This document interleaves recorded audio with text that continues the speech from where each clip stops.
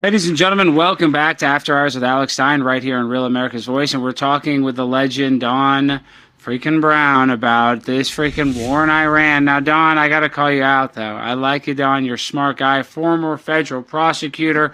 What is it? I didn't even realize you were a lieutenant commander in the Navy, so you're obviously very, you're smart. You have a better perspective than most people.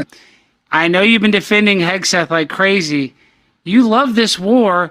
Is the MOU good? Is the war restarted? What's going on? Has your opinion changed? So give us the cliff notes, too, on this Iran war, because I know a lot of people are frustrated with it, if we're being honest, Don. Well, let me be clear, Alex. I don't love this war or any war.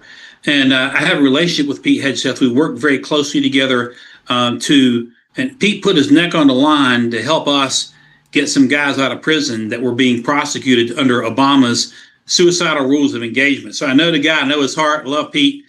He gets a bad rap but in some quarters, but the guy's an American hero, and just had an op-ed come out in American Thinker defending him against our lame duck Republican Senator Tom Tillis. As far as the war goes, people say, well, did we do the right thing? My first answer to this, and I've probably been interviewed a dozen times, Alex, since the 1st of March, since hostilities broke out. I don't have access anymore to classified information to give a solid answer on it. Donald Trump has been consistent for 30 years on his position about Iran. They can't have a nuclear weapon. The difference between the military operations taking place in Iran now, everybody wants them wrapped up, versus the forever wars under George W. Bush and under Lyndon Johnson in Vietnam and 20 years in Afghanistan, is we are not committing a huge plethora of ground troops. And I've got a son that served in the 82nd, 173rd. He's still in on active duty. So this is personal to me. But I have been predicting from the beginning that the war itself will be over by June. And the reason I said that, of course, is there's some common sense reasons for it. When gasoline spikes, it hurts Republicans. Gasoline's now coming back down. I think we're going to see this thing very, very calm in terms of the military action between now and November. See what the Iranians do. But no, I'm not I point out all the time Dwight Eisenhower, who is, in my opinion, the greatest general in this country's history, other than George Washington himself, warned repeatedly about the military-industrial complex as he was leaving office the night before John F. Kennedy was sworn in. So I'm not in favor of war, but at the same time, I don't believe Donald Trump is going to leave office, allowing Iran to have a nuclear weapon. But I think we're going to see a pause, and you can't trust the Iranians.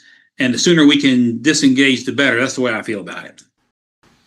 Well, yeah, I don't think we can trust the Iranians whatsoever, but I think you nailed it, and I mean this with all due respect, because you know better than me, and I'm not saying that facetiously. It's that we cannot let Iran get nuclear weapons. You and I both agree. Donald Trump agrees. I'm happy. He's kept that same message for 30 years.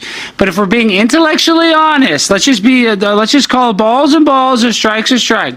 Even if they had enriched uranium up to 100%, they don't have a way to get that nuclear bomb. They don't have a delivery method to get it from Tehran, Iran, to San Francisco, to Miami. They don't even have a delivery method. Yes, they could give one to Israel. They could go to Europe. They allegedly they can go about 4,000 miles.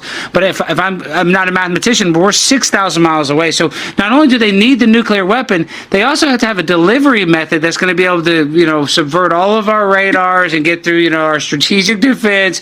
So I guess the idea of using weapons of mass destruction to scare me that we're going to get blown up by Iran, I don't think that that's actually a real possibility. And that's where I'm at when it comes to the threats of nukes from Iran. Let me push back a little bit with a geostrategic reality that most people aren't thinking about, and that's EMP.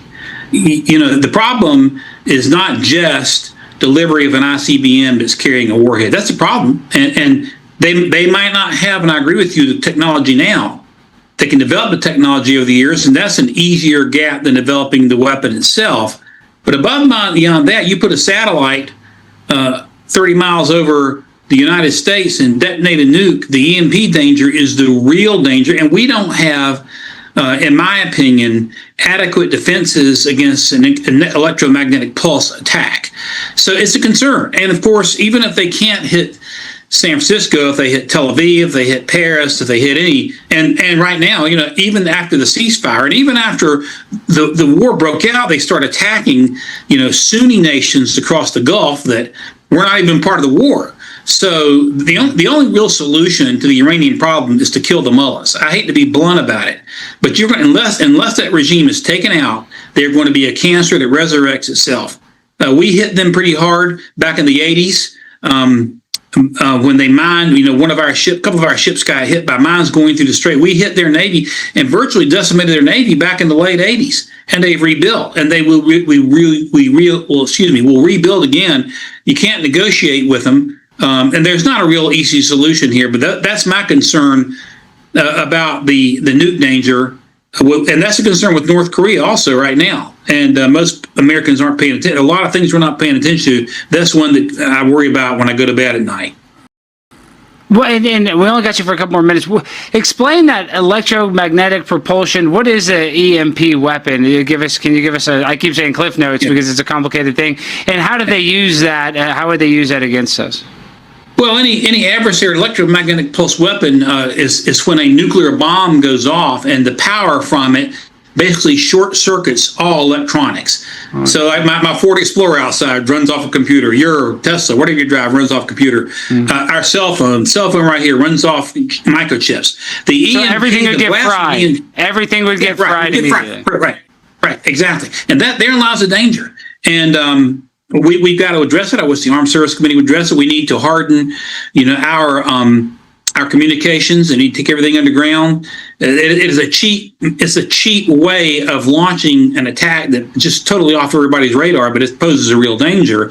And the danger is through a satellite, which can be just as deadly in the long run as an ICBM if the problem isn't dealt with up front. So that's something we got to keep an eye on. Alex certainly is. Don, I watch a lot of, this sounds good, I mean, not great, but I watch a lot of gambling videos, they play Texas Hold'em, and, they play Baccarat, and then I watch these guys on 47th Street, they sell these watches in New York City, and they're always like, I'll flip for, 42,000 or 38,000, they'll flip 4,000 up and down. I guess this is my question. If we can do serious business and we can flip coins and, as human beings, we can usually figure out a way to somehow talk it out, right? Why can't we talk it out with Iranians? Because I keep hearing this from you, and a lot of people are like, it's the only way to do it is regime change. But is that really, and I'm not saying that to, once again, to be naive, really, you don't think it's impossible to talk to the people of Iran? It has to end with their future destruction. Is that really the truth, Don? Well, first of all, I'm not advocating regime change. What I'm saying is the only way it's going to be changing if you take out those mullahs. The great Persian people are one of the greatest empires in history. The Iranian people are great people. Lots of Christianity is exploding there under the radar. The problem is the radical Islamic Sharia philosophy that Shia Islam advocates. And you're dealing with people who think they're going to go see 72 virgins. So you're not dealing with anything that's rational at all. If you were dealing with rationality, if these people were rational, they would not be attacking their neighbors across the Persian Gulf and Qatar and the UAE and others that aren't even actively involved in this war. Other than, of course, they do host some of our military assets, but they are not. It is not a rational philosophy. It's a philosophy that cannot be rationalized with because it's built upon a series of beliefs where logic doesn't matter. And, going back, I was serving in the Navy during the Cold War, and the Russians and the Chinese, and we have nukes, and as evil as the communists are, they're not so stupid to know that if they try something, we'll blow them off the face of the map because we've got one nuclear submarine out there, one Ohio-class submarine can take care of that today if we needed to. But Shia Islam is not that way. And that's what we're fighting. We're fighting a philosophy that is not rational. I do believe the Iranian people, the great Persian people, are great. It's a great nation, but the leadership is totalitarian, and that's the problem that we're dealing with.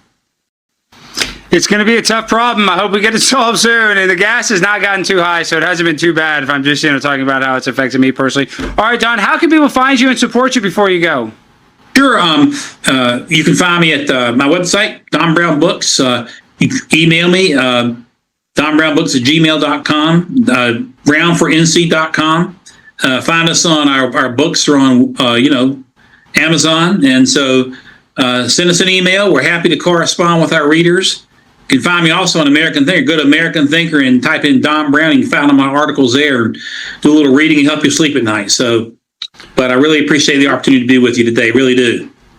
And one word, because we're actually running over, the military-industrial complex. If they could pick the Democratic president, like AOC, who would the military-industrial complex want as the president from the left? They want Hillary Clinton. They want somebody who's a warmonger. They want warmongers. Okay, Hillary. What they want. Yeah. And so you pick the most warmongering Democrat, and that's who they're looking for. All right, guys, everybody go follow Dawn. All right, guys, we got more After Hours with Alex Stein coming up right after these commercials.